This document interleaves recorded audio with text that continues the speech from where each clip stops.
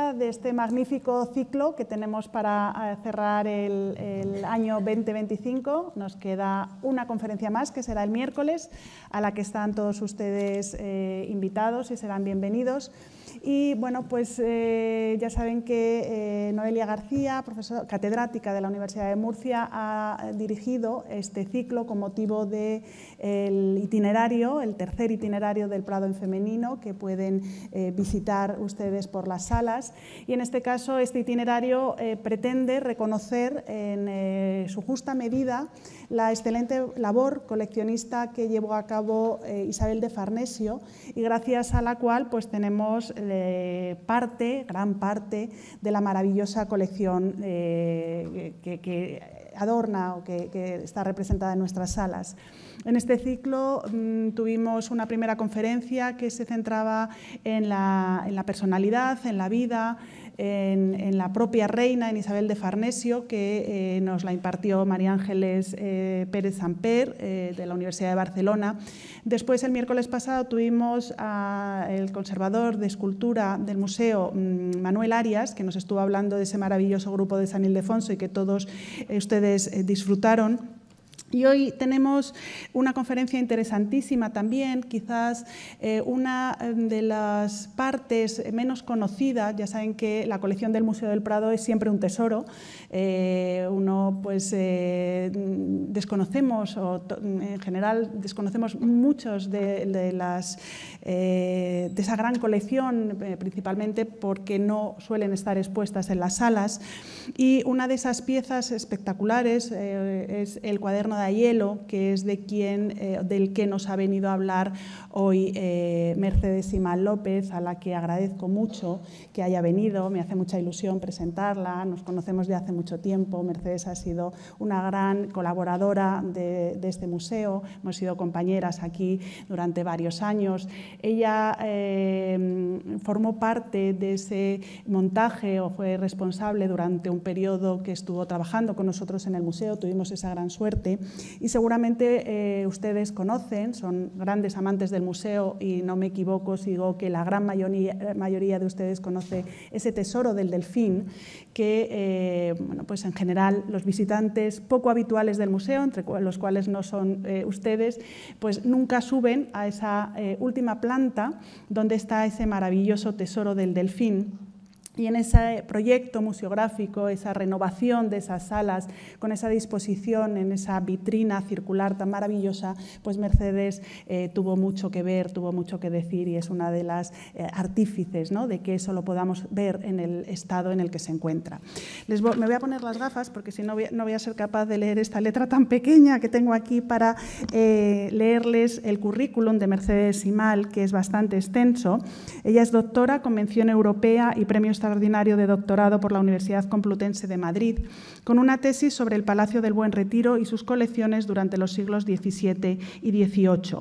Entre 1999 y 2000 trabajó como becaria en Patrimonio Nacional, como documentalista para los trabajos de restauración que se llevaron a cabo en el Palacio de la Granja de San Ildefonso y la exposición que se organizó en el Real Sitio de la Granja de San Ildefonso, Retrato y Escena del Rey. Posteriormente consiguió una beca de formación personal investigador de la Comunidad de Madrid, adscrita al Departamento de Historia del Arte II de la Universidad Complutense de Madrid para la realización de su tesis doctoral. También ha trabajado como investigadora en el Museo del Prado, como investigadora en el Museo Nacional de Artes Decorativas primero y luego en el del Prado, colaborando con ese proyecto que les comentaba antes de la nueva instalación museográfica del Tesoro del Delfín. Desde septiembre del 2018 es profesora de Historia del Arte en el Departamento de Patrimonio Histórico de la Universidad de Jaén, en donde también coordina el Máster de Estudios Avanzados en Patrimonio Cultural, Historia, Arte y Territorio. Sus estudios se centran en el arte cortesano y en el coleccionismo, en las relaciones artísticas entre España e Italia durante la Edad Moderna. Ha participado en distintos proyectos de investigación y ha disfrutado de distintas estancias de investigación en Roma, Parma, Nápoles, Florencia y Turín.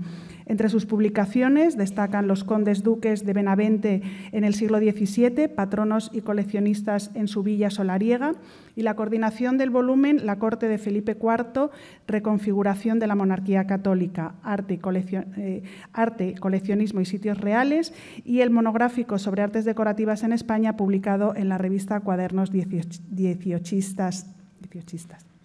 También es autora de más de una treintena de artículos y capítulos de libros sobre las colecciones artísticas de los Palacios del Buen Retiro y la Granja de San Ildefonso, y la figura, por supuesto, de Isabel de Farnesio en relación con las artes. Es una persona con esa capacidad de transmitir, es docente, es muy buena comunicadora, da muchas conferencias en todas partes. Seguramente han tenido ocasión en alguna vez de escucharla también aquí en el museo, y vamos a disfrutar todos con este cuaderno de Aiello, esos dibujos. Bueno, ella nos lo va a contar mejor que yo, así que gracias, Mercedes, por estar con nosotros, gracias a todos ustedes. El lunes presentaremos en este mismo auditorio, se presentará a las 6, un documental que se ha hecho también con motivo de ese itinerario del Prado en Femenino 3. Y bueno, pues muchas gracias por contar siempre con su presencia en estas conferencias. Gracias.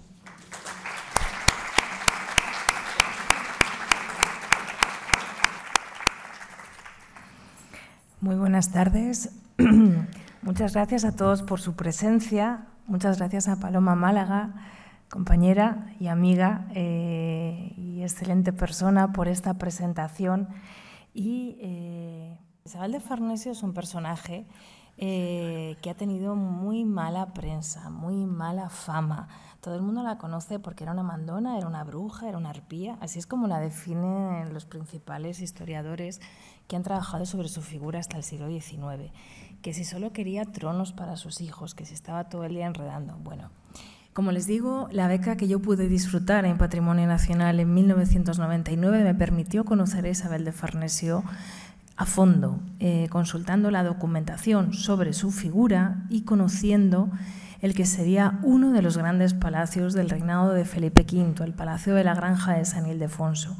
Durante 18 meses yo tuve la suerte de trabajar bajo las órdenes de Delfín Rodríguez, comisario de la exposición sobre el Real Sitio de la Granja, y también colaborar con el personal de Patrimonio Nacional que se dedicó a restaurar el palacio y devolverlo al estado en el que tenía en tiempos de Felipe V.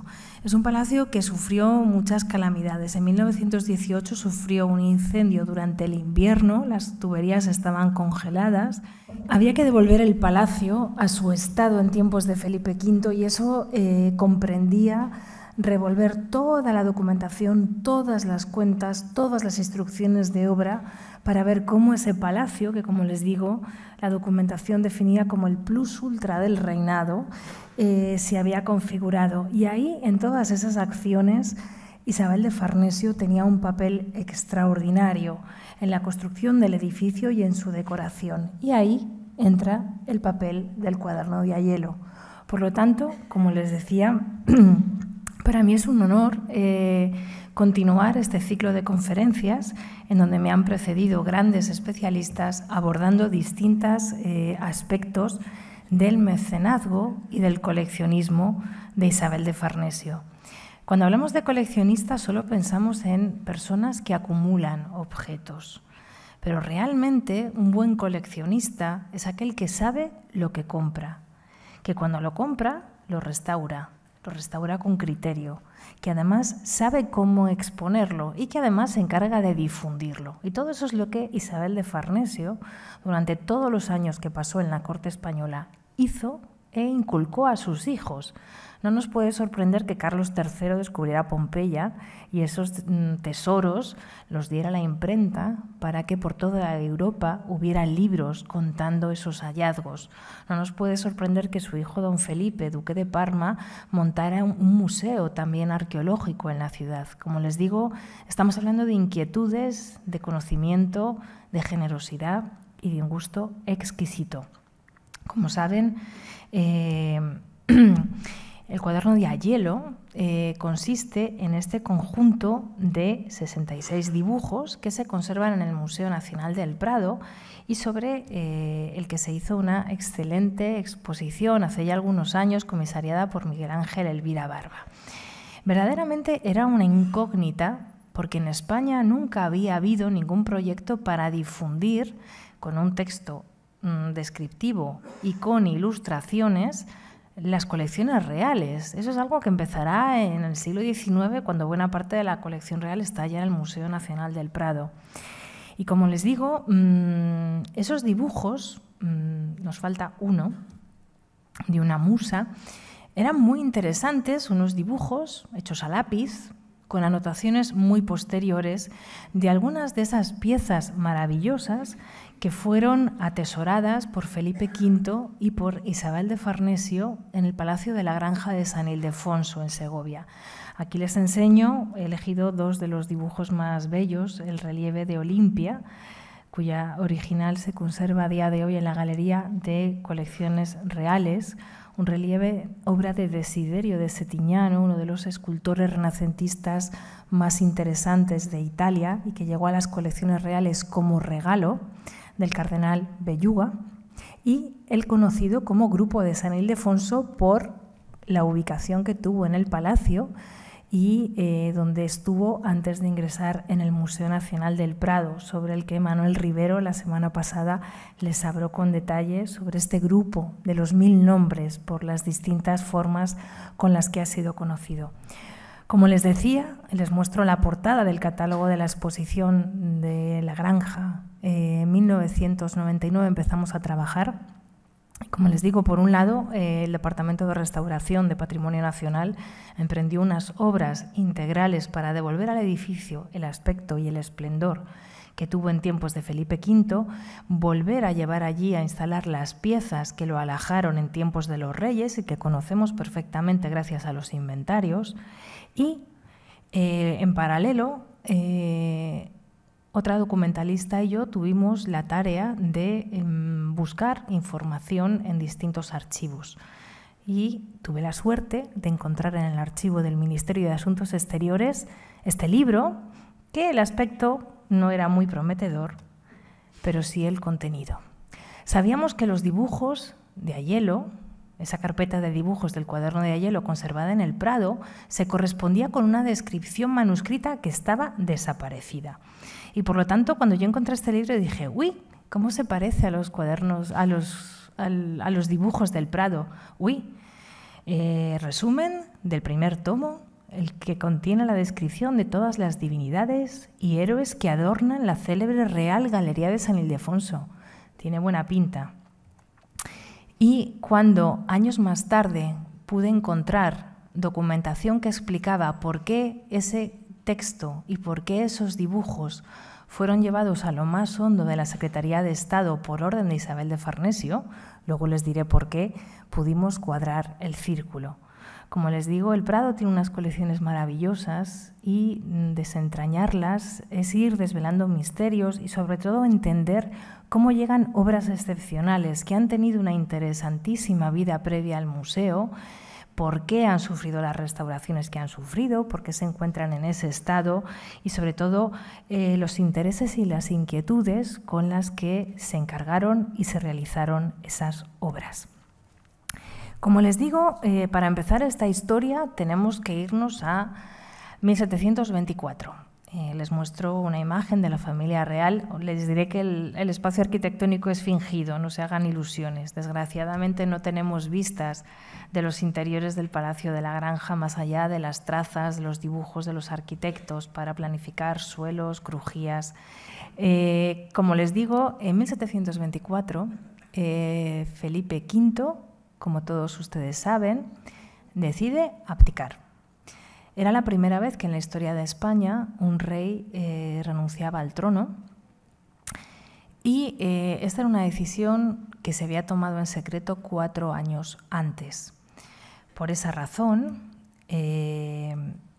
los reyes deciden comprar un pequeño monasterio jerónimo en las inmediaciones de Balsaín, que ya frecuentaban desde años antes, porque Alberoni Se dio cuenta que el Palacio de Balsaín estaba en un estado de conservación muy precario, que el riesgo de incendio era muy alto y buscó un segundo lugar para que los reyes pudieran estar cómodos durante las jornadas reales que tenían lugar en Balsaín. Como les digo, desde 1720 se ha tomado la decisión de que Felipe V en 1724 va a abdicar y empiezan todos los preparativos para crear una nueva residencia para estos reyes que abandonarán el trono. Como les digo, además de comprar ese monasterio jerónimo, de mandar a Ardemans que lo reforme, también en 1723 tenemos las primeras noticias de comprar esculturas antiguas que estaban a la venta en Roma y que pertenecían a una famosísima reina, a la reina Cristina de Suecia. Aquí les enseño el retrato ecuestre que tienen en el museo en la Sala de las Musas. Como les digo, la colección de Cristina de Suecia, esta reina que adjura del protestantismo, se traslada a Roma, llega a la ciudad entre grandes fiestas, acogida por los Farnesio, primero en Caprarola y luego en su palacio en el centro de la ciudad. En los años que pasa en Roma conseguirá crear una extraordinaria corte y una magnífica colección de pintura, de escultura, de dibujos, que tras su muerte heredará el cardenal Azzolino y después pasará a manos de Livio Odescalchi, que la instalará en su palacio, en la Plaza de los Santos Apóstoles, en Roma.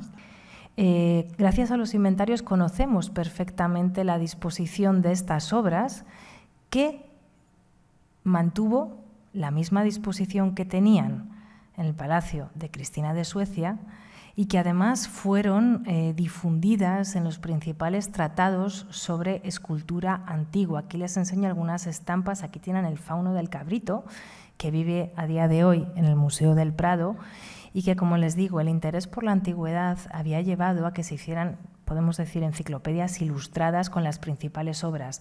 Ven que tiene abajo una inscripción: fauno del cabrito, hallado en los cimientos de la construcción de la iglesia de Chiesa Nuova, y pertenece a la colección de Cristina de Suecia, actualmente en la colección del duque Odescalchi. Lo mismo sucedía con el grupo de San Ildefonso. Como les digo, eran enciclopedias que recopilaban las obras más importantes de la antigüedad, decían si se conocía dónde habían aparecido y cuáles habían sido sus distintos propietarios.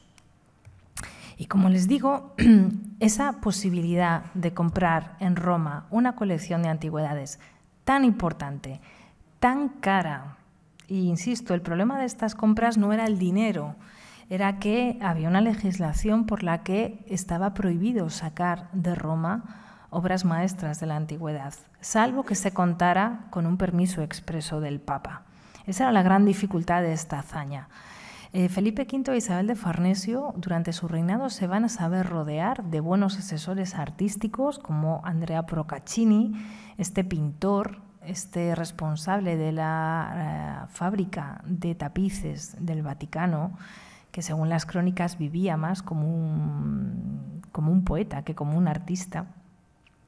Y como les digo, con los consejos de Procaccini, informando, él había venido de Roma a trabajar a España, informando de qué colecciones estaban disponibles.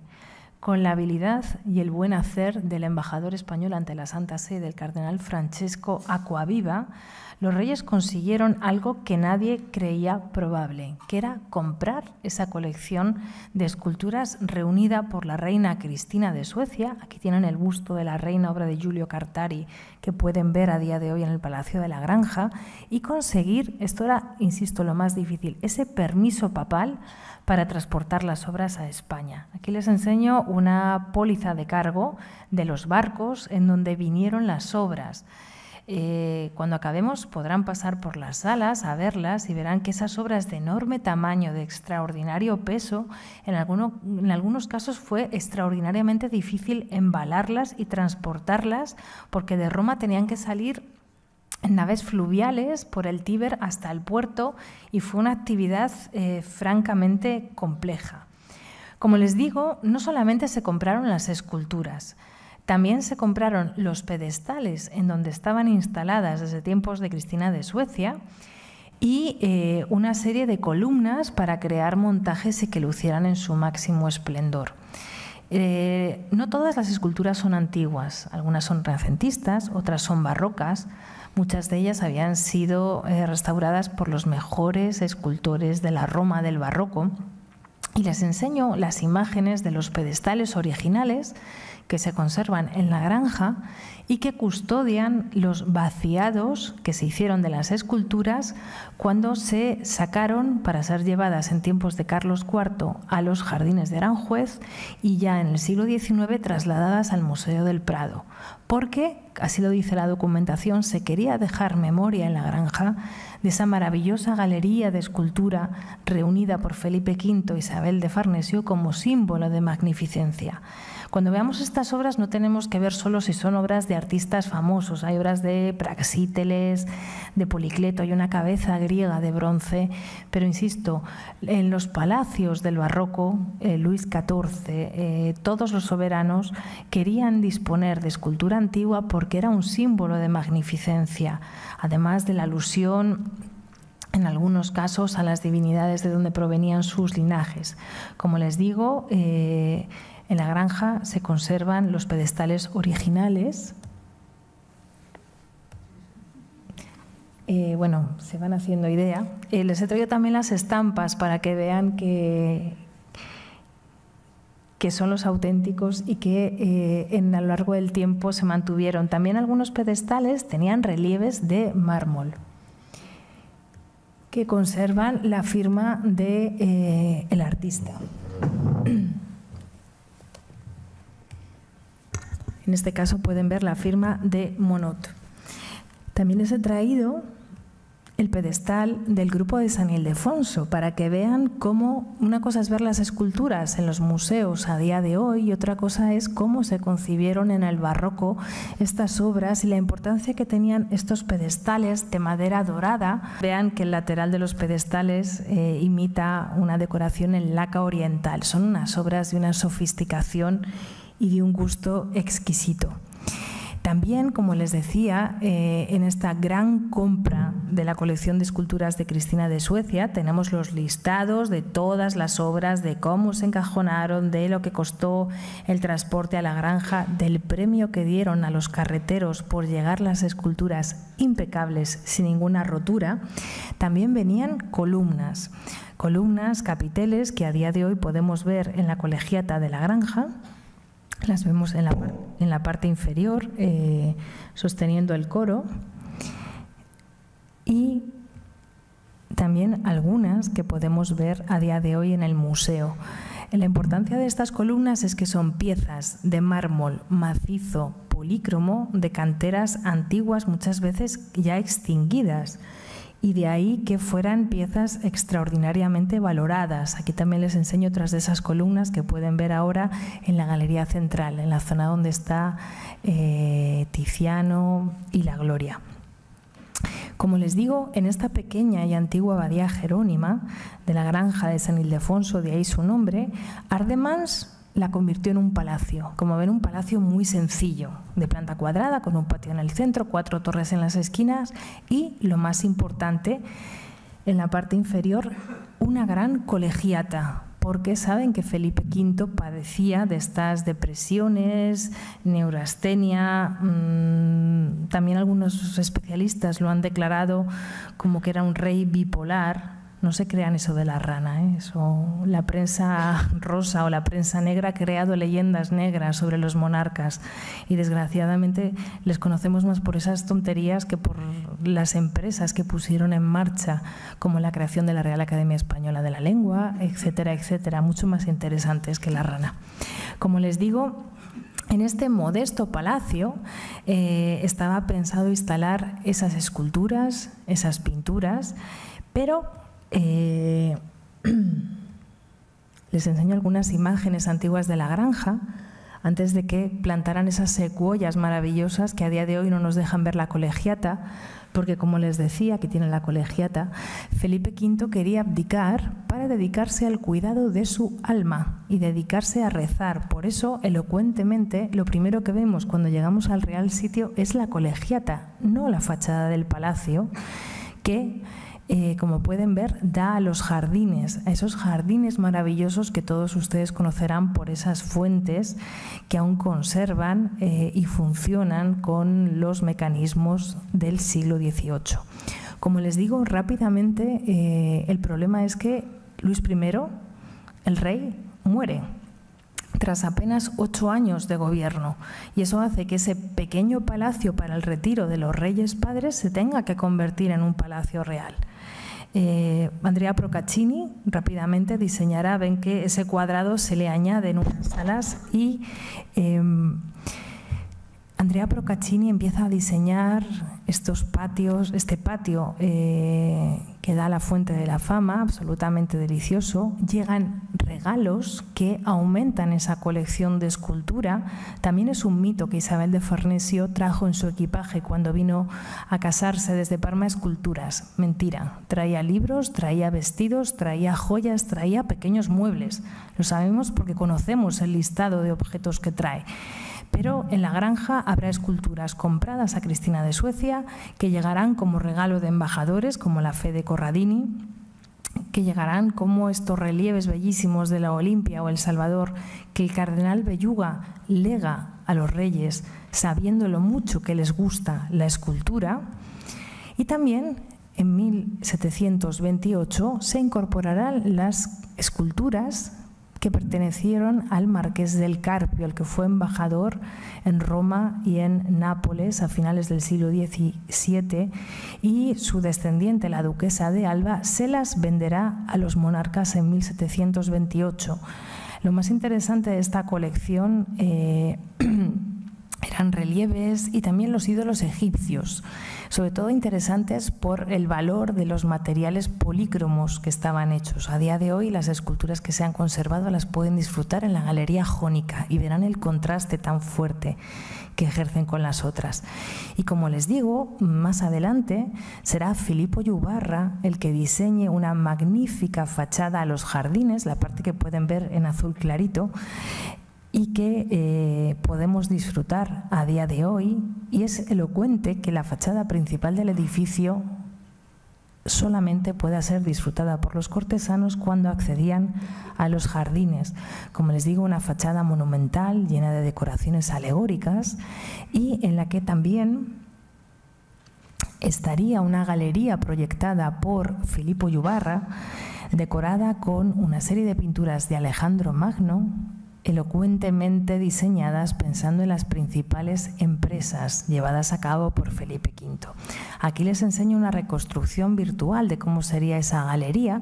Esa galería nunca se llegó a hacer. Debía de estar donde actualmente está la tienda del Palacio de la Granja de San Ildefonso, pero se encargó a los principales artistas de la época varios cuadros. Tenemos los bocetos, tenemos los pagos, tenemos la correspondencia de cómo se generaron los encargos y, como les digo, en esta maravillosa galería, que se denomina la documentación Galería de las Empresas del Rey y que muestran la clemencia, todas esas virtudes del monarca, en la parte inferior se colocarían todas esas esculturas antiguas compradas a Cristina de Suecia y a la duquesa de Alba, anteriormente pertenecientes al marqués del Carpio.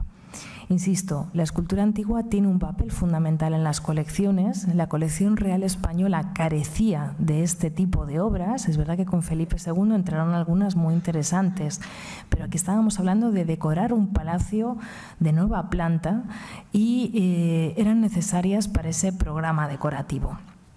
Bien, una vez que los reyes ya regresan, Felipe V regresa al trono, se emprenden numerosas obras de reforma del Palacio de la Granja y evidentemente los reyes habían aprendido que si en las salas de las crujías principales de aparato, donde se celebraba la vida pública, la vida de la corte, había obras, las obras de arte no podían estar ahí. Isabel de Farnesio en un alarde de ingenuidad, dejó todas sus porcelanas chinas blancas en una sala que estaba en obras hasta que se cayó una viga y las porcelanas pasaron a mejor vida y se hicieron añicos. Por lo tanto, como les digo, sabemos que al lado del palacio se construyó un pabellón llamado Casa de las Alhajas. Aquí ven las plantas que integraban esa casa, que estaba muy cerca del palacio. Les marco con una X la ubicación, en donde se atesoraron todas las pinturas y las esculturas que alejarían estas salas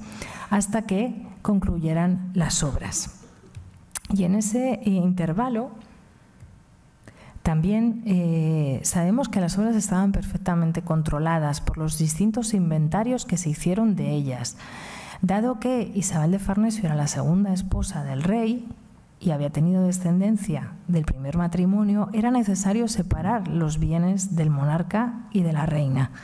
Y las obras del rey, como ya saben, se marcaron con una X en alusión a la Orden de San Andrés, la gran orden militar francesa, mientras que las de la reina se marcaron con una flor de lis, el símbolo de los Farnesio. Les he traído dos marcas en pintura, les he traído una marca en escultura de la flor de lis y también una página del inventario. Perdónenme que haya cogido una pintura, pero era la que más a mano tenía. Ven que todas las obras tienen un número, 667, una flor de lis y la descripción de la obra. Y aquí les he traído unas esculturas. Estos son los césares que presiden la Galería Central del Museo y en el plinto tienen esta X que las identifica como obras de Felipe V. Como les digo, una vez que ya acaban las obras de la crujía que da a los jardines con la fachada de Filippo Juvarra, se empezaron a decorar las salas por el cuarto alto, pero inesperadamente en 1746 el rey muere de repente. El rey muere de repente y las esculturas no están montadas porque no han acabado las obras. En 1747, Fernando VI invita a Isabel de Farnesio a abandonar la corte. Evidentemente, la reina tenía que dejar al monarca el Palacio del Retiro. Ella primero se retira al Palacio de Afligidos, una casa que alquila, que remodela, pero el rey le pide que se vaya a la granja de San Ildefonso por interferir en los asuntos de la corte y mantenerla alejada. Aquí les muestro un retrato de esta Isabel de Farnesio viuda que se traslada a la granja con sus hijos pequeños, el infante Don Luis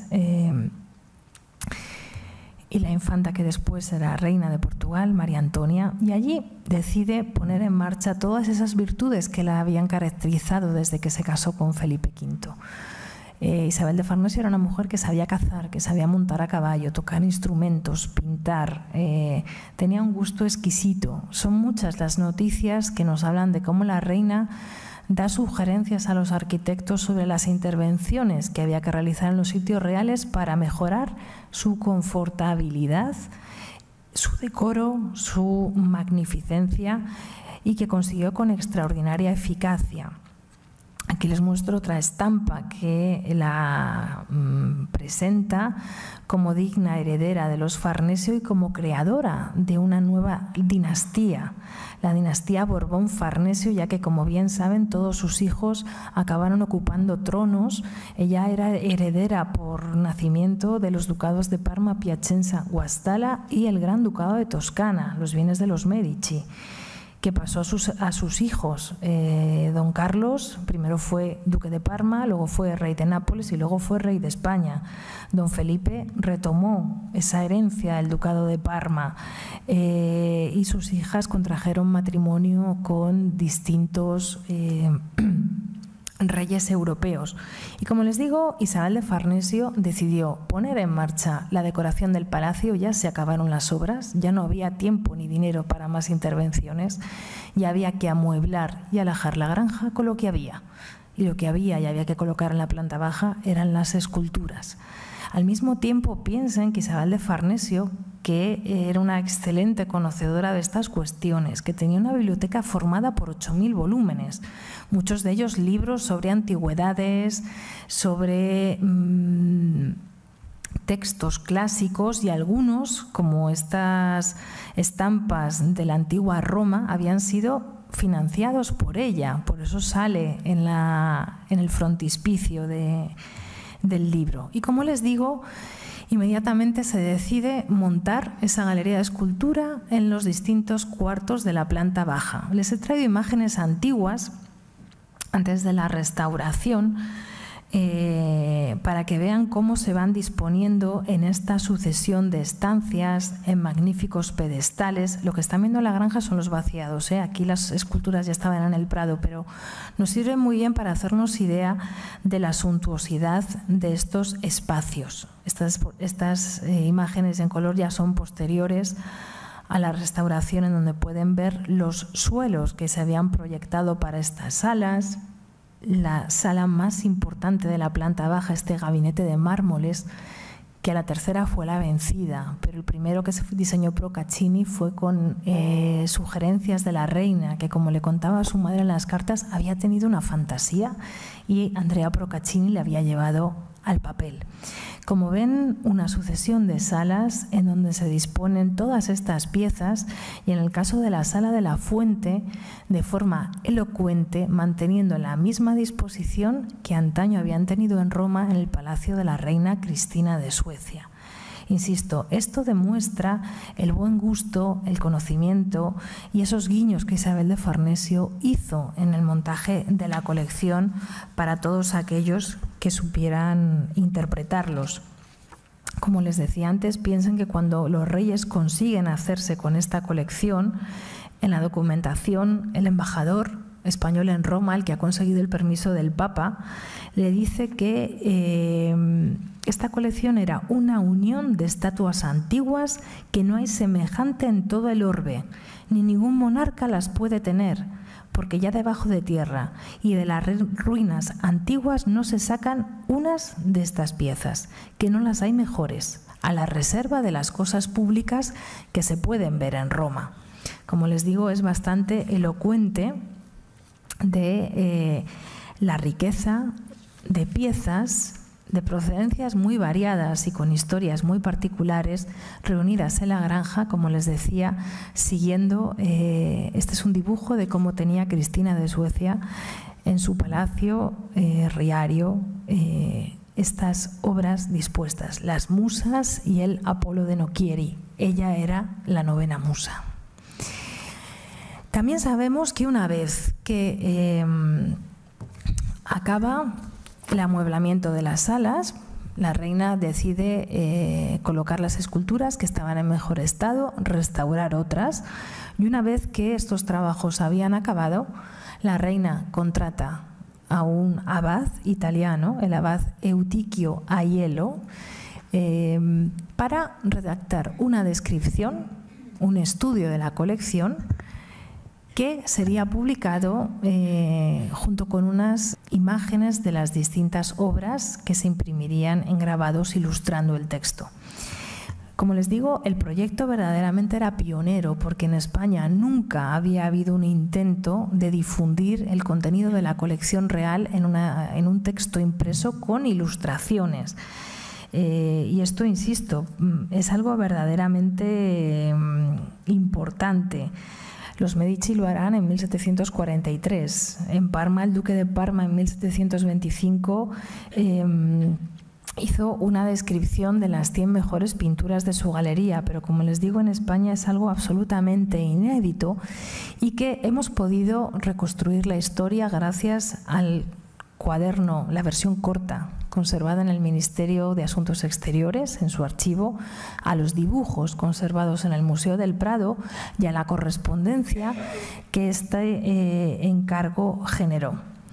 Las noticias sobre Euticchio Aiello, yo cuando empecé a trabajar sobre este tema llegué a pensar que era un fantasma. El profesor José María Luzó me ayudó mucho y me dijo, no es un fantasma, existe. Llegó a España en 1743 como parte del séquito de la mujer del embajador napolitano en la corte, el príncipe Giachi.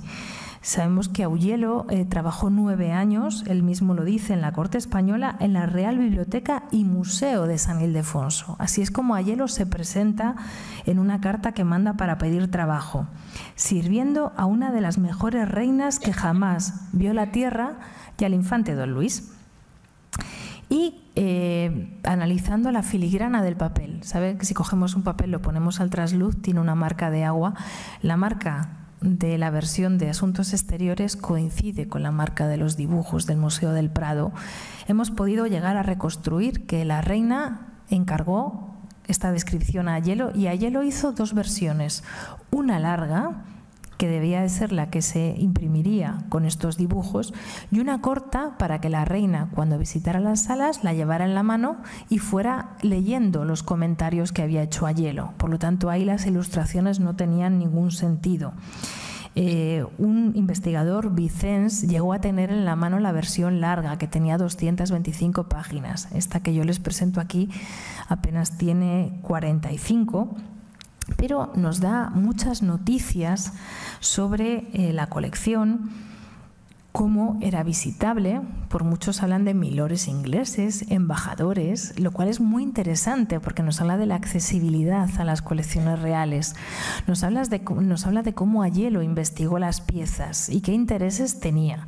Él quería hablar de la iconografía de las piezas, su origen, los modelos similares, los paralelos que había de esas piezas. Y también una cosa que le fascinaba eran los monogramas, las marcas. Piensen que en la época, en el barroco, en el siglo XVI, XVII y XVIII, las piezas de la antigüedad más famosas eran aquellas que habían sido mencionadas en los textos clásicos. Por eso cuando apareció el Laocoonte todo el mundo lo conocía por la Eneida. Aquellas que tenían inscripciones o aquellas que se habían hallado en excavaciones famosas. Entonces, como les digo, Aiello, en esta versión breve, que es la que conocemos, la extensa sigue desaparecida. Yo confío que algún día podamos hallarla en algún archivo. Se complementaba con estos dibujos que se conservan a día de hoy en el Museo del Prado. Como les digo, la versión breve comienza alabando a la reina, definiendo el Palacio de la Granja como un museo de escultura y distribuyendo en 25 capítulos o diatribas el contenido selecto de la galería. Como les digo, esta era la versión breve, sin imágenes, para que la reina fuera leyendo mientras visitaba la galería. Lo primero que hacía Aiello en cada uno de los capítulos, empezaba con los ídolos egipcios, etcétera, etcétera, luego pasaba revista a las divinidades del mundo grecolatino, era analizar el origen mítico de la deidad, ver los paralelismos que tuvo en la cultura egipcia, hebrea y grecolatina, describir la iconografía, establecer su cronología, hablar de las restauraciones que había sufrido y analizar la autoría de la obra, definida como el paso dificilísimo de descubrir la identidad de su artífice, fuera griego o fuera romano. El prólogo es muy elocuente, es muy eficaz, pero el contenido es otra cosa, desafortunadamente. Como les digo, no se preocupen, no les voy a leer todos los capítulos ni les voy a enseñar todas las esculturas, pero como les decía, Aiello empezó con una diatriba dedicada a las 14 esculturas de divinidades egipcias que se encontraban expuestas en el palacio, en un espacio diferenciado llamado la Galería de Ídolos. Aquí les he traído 4 de los 14 dibujos de estas esculturas de cuerpo entero egipcias y de otras más pequeñas de las que actualmente apenas se conservan 4 repartidas entre el Museo Arqueológico Nacional y el Museo Arqueológico, porque 8 de los ídolos egipcios fueron sacados por el entonces príncipe, después Carlos IV, para decorar el templete monóptero de Aranjuez. Y en la Guerra de Independencia esas obras desaparecieron. Como les digo, eran obras muy valoradas por esos materiales de basalto más oscuros, pero ya nos dejan ver que Aiello tenía un conocimiento muy limitado de lo que hoy llamamos historia del arte o arqueología. Algunas de esas esculturas, que eran de faraones, tenían un ureus en el tocado, una cabeza de serpiente, que Aiello define como una flor. Eso quiere decir que los conocimientos sobre la escultura egipcia eran relativos y, ojo, había buenos manuales al respecto y estas esculturas procedían de la villa del emperador Adriano en Tívoli. En Roma había más, en las colecciones pontificias. Athanasius Kirchner en su museo tenía piezas egipcias y el arte egipcio despertaba, como sigue despertando a día de hoy, un atractivo extraordinario, y de ahí que ya nos haga desconfiar de estos conocimientos de este abate italiano, que se limita a decir que las esculturas son únicas, raras, singulares, bellas, de un gusto que sorprende, y tenían un no sé qué de majestuoso. Cuando Aiello no sabe qué decir, tira de adjetivo, y si no, simplemente dice que han sido realizadas por artífices griegos o romanos. Como les digo, la secuencia de divinidades del mundo grecolatino continúa incluye una larga lista de divinidades, y aquí tienen a Hércules, un dios al que Aiello quiso dedicar atención debido al origen de la monarquía hispánica como descendiente del héroe. Bueno, esa era la casa de Austria, no la casa de Borbón, pero bueno, insisto, Aiello tocaba de oído. También había obras dedicadas a Baco, como este bellísimo Puteal, capítulos dedicados a Fauno, como al Fauno del Cabrito. Fíjense que cuando las esculturas tienen dibujos, se lo pongo al lado. No todos los dibujos se conservan en las esculturas, y no de todas las esculturas tenemos dibujos. Esto fue un proyecto inacabado, pero volviendo al texto de Aiello, es elocuente que Aiello desconociera que el Fauno del Cabrito había sido hallado en torno a 1674 en las excavaciones de un antiguo taller de esculturas en Roma, y que había sido restaurado por Ercole Ferrata y que después había ingresado en la colección de Cristina de Suecia. Estas eran noticias recogidas en esos compendios de esculturas, y como digo, a pesar de la buena biblioteca de Isabel de Farnesio, Aiello o bien no supo hacer uso de ella, o bien directamente tenía una opinión de sí mismo más elevada de lo que era en realidad. Como les digo, los capítulos se van sucediendo. Otro capítulo dedicado a los sátiros, en donde destaca el sátiro en reposo, las Venus.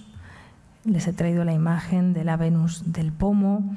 En el caso de la Venus saliendo del baño, aquí hace una comparación facilona, de una belleza tan rara que se puede comparar con la Venus Medici. Hombre, pues para eso tampoco hace falta ser un gran especialista. Hoy lo llamaríamos un diletante, un aficionado.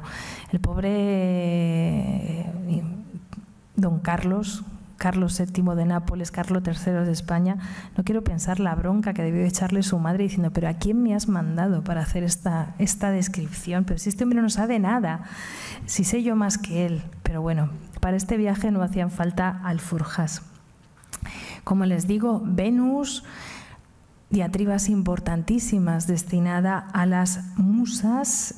Y como les digo, estos capítulos son interesantes porque muchos de ellos nos dicen que era la propia reina la que se había encargado de decidir dónde iba cada una de las esculturas, cómo debían de disponerse.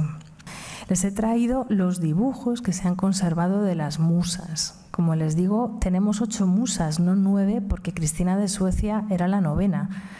Pero nos falta un dibujo de las musas, porque en algún momento, no sabemos muy bien cuándo llegan los dibujos al Prado y por qué vía, pero de la inscripción inicial piensen que hay 59 láminas con dibujos individuales, 7 con dibujos dobles, y por lo tanto con esa cuenta solo nos faltaría uno, que debe ser el de las musas.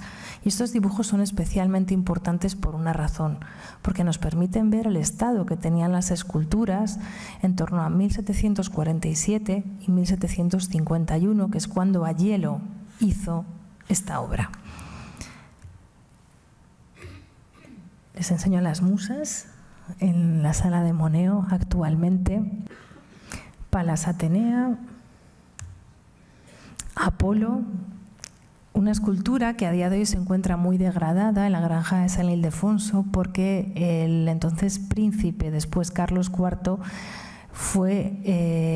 eligió esta escultura junto a los ídolos egipcios, las columnas de verde serpentina y otra serie de piezas para decorar los jardines del príncipe en Aranjuez. Al estar a la intemperie 200 años, ahí ven una imagen del Apolo en la fuente en la que se instaló.